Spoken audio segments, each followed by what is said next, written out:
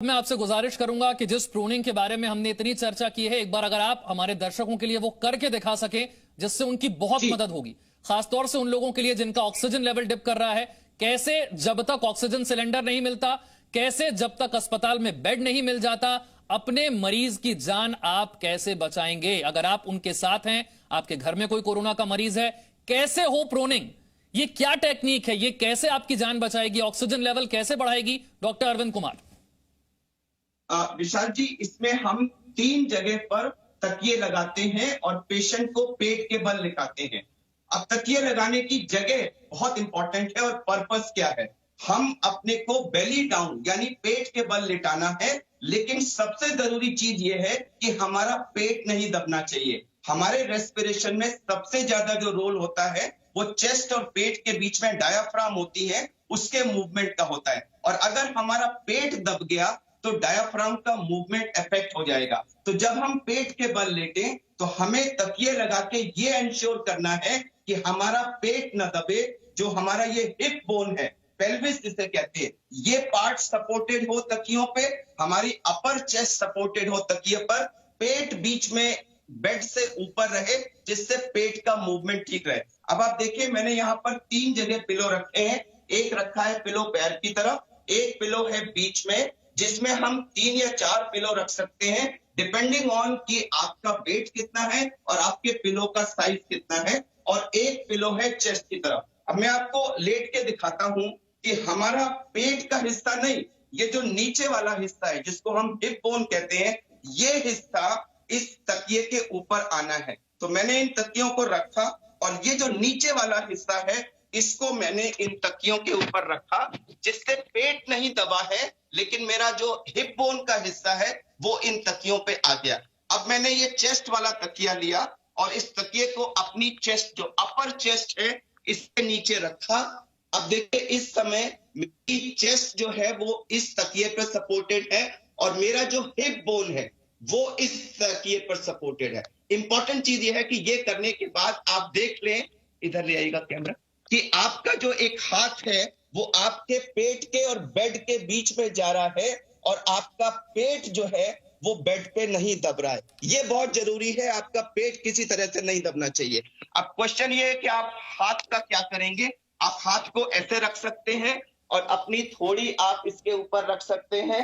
आप सर को इधर कर सकते हैं, सर को इधर कर सकते हैं, या इस तकिए को थोड़ा सा ऐसे खींच करके अपनी थोड़ी को आप इस तकिए के ऊपर रख सकते हैं और हाथ को ऐसे रख सकते हैं। एक हाथ आप ऐसे कर सकते हैं, एक हाथ ऐसे कर सकते हैं, या दोनों हाथ ऐसे कर सकते हैं, या हाथ ऐसे। ये कोई फिक्स्ड पोजीशन नहीं है। इंपॉर्टेंट चीज ये है कि चेस्ट, अपर चेस्ट के नीचे एक तकिया होना चाहिए। आपकी हिप बोन वाले एरिया में काफी तकिए हों, जिससे आपका पेट जो है वो बेड पे किसी कीमत पे ना दबे। और एक तकिया पैर की तरफ है जिसपे हमारे पैर है। अब इस पोजीशन में हम लेट जाते हैं, अपने को कंफर्टेबल करते हैं। अगर आपने पल्स ऑक्सीमीटर लगा के किया है तो आधे घंटे के अंदर 5 से 10% का इंप्रूवमेंट आ जाएगा। हम ये रिकमेंड करते हैं कि इसमें आप अपनी आइडियल पोजीशन देख लें जिसमें आपको कंफर्टेबल लगे। 2-3 घंटे आप इस पोजीशन में लेटिए, उसके बाद फिर आप लैटरल पोजीशन में आ सकते हैं। मैंने ये तकिए हटा दिए, ये तकिया भी हटा दिया और अब मैं लेफ्ट लैटरल पोजीशन में आ गया, यानी मेरी लेफ्ट साइड नीचे है और हाथ मैंने अपने एक कंफर्टेबल पोजीशन में रख लिए। अब 2 घंटे के लिए मैं लेफ्ट लैटरल पोजीशन में लेटा रहूं, थोड़ा बहुत आगे पीछे हो सकता हूं। उसके बाद मुझे राइट लैटरल पोजीशन में चले जाना है। मैं अपनी राइट साइड डाउन पोजीशन में आ गया और मैंने ये तकिया यहां लगा लिया और मैं राइट लैटरल पोजीशन में आ गया। तो 2-3 घंटे में बेली डाउन लेटा, 2-3 घंटे में लेफ्ट लैटरल में लेटा, अब मैं राइट लैटरल में लेटा हूं। उसके बाद मैं धीरे धीरे उठ के बैठ सकता हूं। ऐसे करके मैं बैठ गया और बैठ करके मैं थोड़ी सी चेस्ट की एक्सरसाइजेस कर सकता हूं। मुंह खोलिए, मुंह खोल के ऐसे गहरा सांस खींचिए और खींच करके उसको जितनी देर आप रोक सकते हैं रोक लीजिए। इस बीच में आप चेस्ट को मूव करिए, शोल्डर्स को मूव करिए, थोड़ा चेस्ट को ऐसे करिए, थोड़ा लेफ्ट राइट मूवमेंट करिए।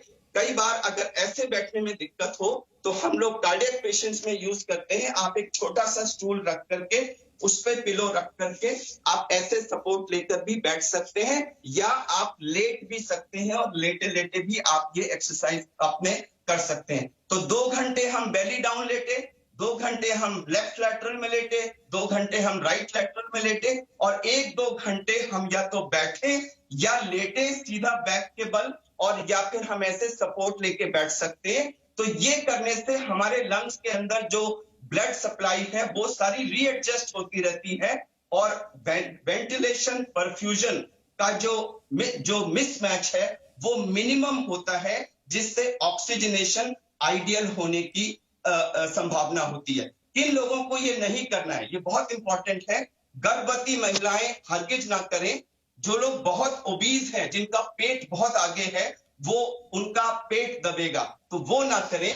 जो हार्ट फेलियर के पेशेंट्स हैं वो ना करें। जिनको कोई स्पाइन की, बैक की प्रॉब्लम है, प्रोलैप्स डिस्क जैसी प्रॉब्लम है, या बैक का ऑपरेशन हो चुका है, या जिनका हिप बोन का या थाई की बोन का कोई फ्रैक्चर हुआ है, या उसका ऑपरेशन वगैरह हुआ है, प्लेट वगैरह पड़ी है, तो वो लोग इस पोजीशन को ना इस्तेमाल करें, और खाना खाने के तुरंत बाद भी ये ना करें। तो इन लोगों को छोड़ के बाकी लोग अगर इस पोजीशन में लेटे, 2 घंटे 2-3 घंटे belly down, right lateral, left lateral, अपने बैक पे लेटे, थोड़ी देर बैठे, स्टूल पे लेकर के ऐसे सपोर्ट कर लिया, बीच बीच में थोड़ा सा चेस्ट को ऐसे टैप कर लीजिए। अगर आपको बहुत खांसी आ रही है तो आप नेबुलाइजर ले लीजिए, उसमें कोई स्टेरॉइड सोल्यूशन डाल के उसको नेबुलाइज कर ले दिन में 3-4 बार, और बीच बीच में अपने चेस्ट का मूवमेंट करते रहे। जब भी संभव हो तो गहरा सांस खींच करके थोड़ी देर उसको रोकने की कोशिश करिए। इससे आपके लंग्स के एल्वेलाई पूरे के पूरे फैल जाते हैं और लंग का रिक्रूटमेंट हो जाता है। ये कोई रामबाण नहीं है, लेकिन इन छोटी छोटी चीजों से आपको 5-10% इंप्रूवमेंट जरूर मिलेगा, और एक सेगमेंट, 1% ऑफ पेशेंट्स ऐसा होगा जो शायद ऑक्सीजन की रिक्वायरमेंट हो जाती, लेकिन इतना मात्र करने से उनका ऑक्सीजनेशन अगर 93-94 के आसपास आ गया तो उनको ऑक्सीजन की जरूरत ना पड़े। अगर ऑक्सीजन की जरूरत पड़ी भी है और आपने ये सब क्रियाएं की, तो हो सकता है ऑक्सीजन की रिक्वायरमेंट आपको 5 लीटर की जगह शायद 1-2 लीटर में ही काम चल जाए। तो इस समय जब ऑक्सीजन इतनी प्रेशियस है, बेड्स अवेलेबल नहीं है, तो हम घर पर अपनी ही आप से ये एक्सरसाइज करके अपने सैचुरेशन को 5 से 10% इंप्रूव कर सकते हैं। मैं पुनः कहूंगा कि मैं हरगिज ये नहीं कह रहा हूं कि ये मैजिक बुलेट है, या ये ऑक्सीजन का रिप्लेसमेंट है, या ये वेंटिलेटर का रिप्लेसमेंट है। ये एक साइंटिफिकली प्रूफ तरीका है, जिसका मुझे लगता है आज की तारीख में हर कोरोना का पेशेंट जिसका सैचुरेशन 94 से कम हो रहा है, उससे तुरंत इसे ट्राई करना चाहिए। कुछ लोगों ने ये कहा कि जिसका सैचुरेशन अभी कम नहीं हुआ है, अगर वो भी इसको ट्राई कर ले, मुझे नहीं मालूम कि उनको ये आगे बीमारी होने से रोकेगा कि नहीं, लेकिन इतना जरूर कह सकता हूं कि इससे किसी को कोई नुकसान नहीं होगा। हो सकता है आपकी आने वाली जो ये ऑक्सीजन की प्रॉब्लम थी वो रुक जाए, लेकिन कोई नुकसान नहीं होगा। तो मेरे ख्याल से वो सब लोग जिनको कोई भी ऑक्सीजन की प्रॉब्लम हो रही है कोरोना की वजह से, उनको ये 2-2 घंटे की साइकिल का, सेल्फ प्रोनिंग का पूरा अपना सदुपयोग करना चाहिए। विशाल जी।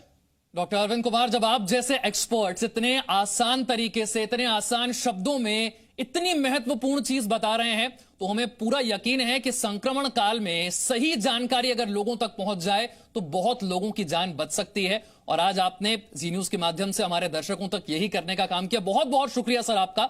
आपने इतने अच्छे तरीके से समझाया कि संक्रमण काल में जब ऑक्सीजन लेवल डिप कर रहा है, ऑक्सीजन सिलेंडर नहीं मिल रहे, अस्पतालों में बेड नहीं मिल रहे, अपने मरीज की जान आप कैसे बचा सकते हैं। अपनी जान, अपनों की जान बचाने के लिए ये एक छोटा सा तरीका जो आज आपको डॉक्टर अरविंद कुमार ने करके दिखाया है।